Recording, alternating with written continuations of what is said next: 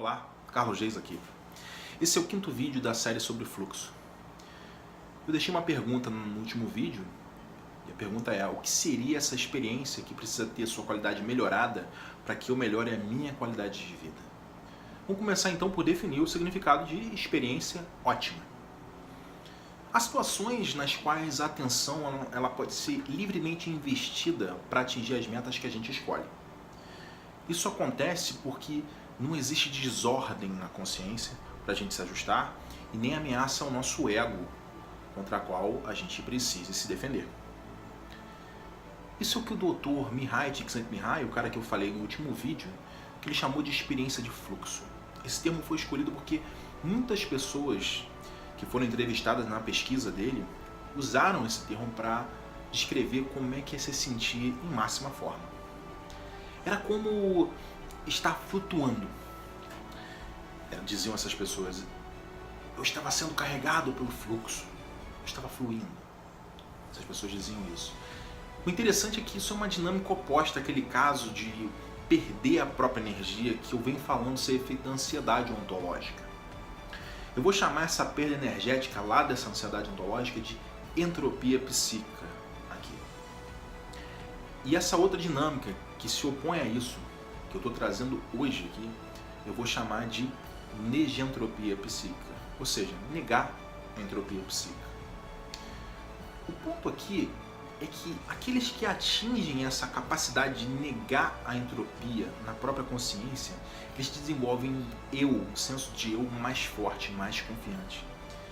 E isso acontece porque a sua energia psíquica ela está sendo investida com sucesso em objetivos que eles mesmos escolheram perseguir. Nota que não estou falando de eles conseguirem atingir o objetivo, mas de estar sentindo que eles estão investindo nos objetivos que eles escolhem. Só um adendo, gente. Entropia é um termo que vem da teoria dos sistemas, criada pelo biólogo Carl Ludwig von Bertalanffy. É muito comum esse termo ser usado em física também. Ele se refere apenas à ideia de perda de energia para um sistema.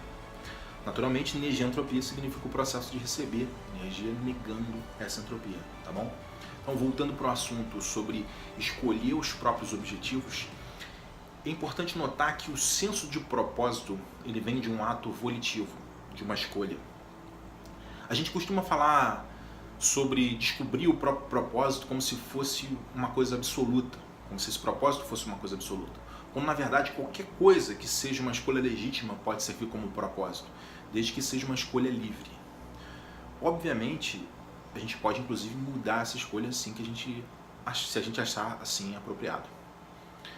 Tendo agora esse insight da importância de escolher livre e legitimamente os meus próprios objetivos, o que eu faço com isso agora?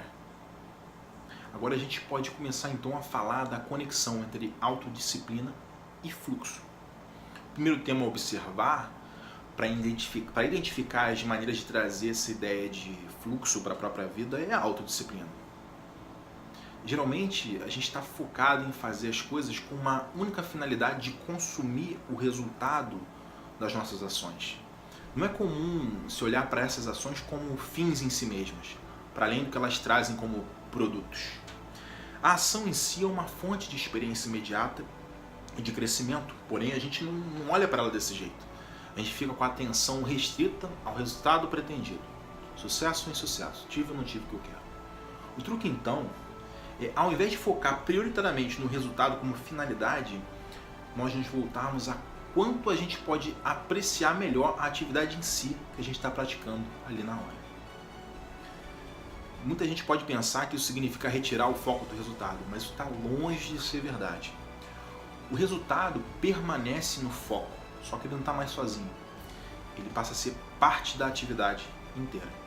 O produto desse modelo de realidade aí novo é se ser capaz de discernir com facilidade o que se pode controlar do que não se pode. E isso é praticamente uma definição do que é colocar a mente em ordem. Praticar uma atividade desafiadora não é algo intrinsecamente confortável. Se fosse, tal atividade dificilmente seria boa para promover uma experiência de fluxo. Ela seria inclusive monótona. O que acontece é que a gente precisa aprimorar a nossa habilidade o suficiente para que a gente seja capaz de apreciar a experiência propriamente. É empolgante se aproximar mais e mais da autodisciplina. Você faz o seu corpo ir além e tudo dói. Então você olha à volta, um fascínio para si, para aquilo que você realizou. Isso simplesmente explode a tua cabeça. Isso te leva ao êxtase, à plenitude da realização pessoal. E se você vencer essas batalhas o suficiente, a batalha contra si mesmo, pelo menos por um momento, fica um pouco mais fácil, cada vez mais fácil, vencer as batalhas no mundo afora. Sabendo disso, essa tal atividade me interessa. O que eu preciso fazer então para criar mais dessas atividades na minha vida? A pergunta então agora é: quais são as características de uma atividade de fluxo? Vou falar a primeira, toma nota aí. A experiência geralmente ocorre quando a gente se confronta com tarefas que a gente tem chance de completar. 2. A gente precisa estar apto a se concentrar no que a gente está fazendo. 3. A concentração geralmente é possível porque a tarefa tem metas claras. Nota isso, metas claras. 4. A tarefa provê um feedback imediato. Você sente onde você está no progresso. 5. Agimos com envolvimento profundo, mas sem esforço, que remove da consciência as preocupações e frustrações da vida cotidiana. 6 agora. Atividades apreciáveis permitem que as pessoas exercitem um senso de controle sobre as suas ações. 7 agora. Preocupação com o eu, ela desaparece. Você vai viver isso. Ainda assim, paradoxalmente, esse senso de eu emerge mais forte quando a experiência de fluxo termina. E 8. Finalmente, o senso de duração do tempo é alterado. Horas, elas passam como se fossem minutos. E minutos podem esticar para parecer que duraram horas. A combinação desses elementos causa uma sensação de apreciação profunda do que a gente está fazendo, a qual é tão recompensadora que a gente sente que vale a pena gastar uma grande quantidade de energia simplesmente para poder sentir isso. Ok então, Carlos, ok. Eu vou ter de me concentrar em quais os recursos que são necessários para uma apreciação de uma atividade. E quais são esses recursos? Eles são 2 simplesmente. Primeiro, aprender a estabelecer metas. Segundo, aprender a reconhecer e calibrar o feedback nas próprias atividades. Se eu não fizer isso, eu não vou ser apto a apreciar o que eu estou fazendo. E a gente conclui esse vídeo aqui dizendo que o que é mais importante observar é que a concentração da experiência de fluxo, juntamente com metas claras e feedback imediato, provê ordem à consciência, induzindo essa condição que a gente deseja ter de negentropia psíquica. Ficamos com um desafio que todo mundo conhece para o próximo vídeo, que é a barreira inerte inicial, sair da inércia. Muitas atividades apreciáveis não são naturais, elas demandam um esforço que inicialmente a gente está relutante em fazer. Porém, uma vez que a interação começa a prover retorno para as habilidades da gente, ela naturalmente começa a ser intrinsecamente recompensadora.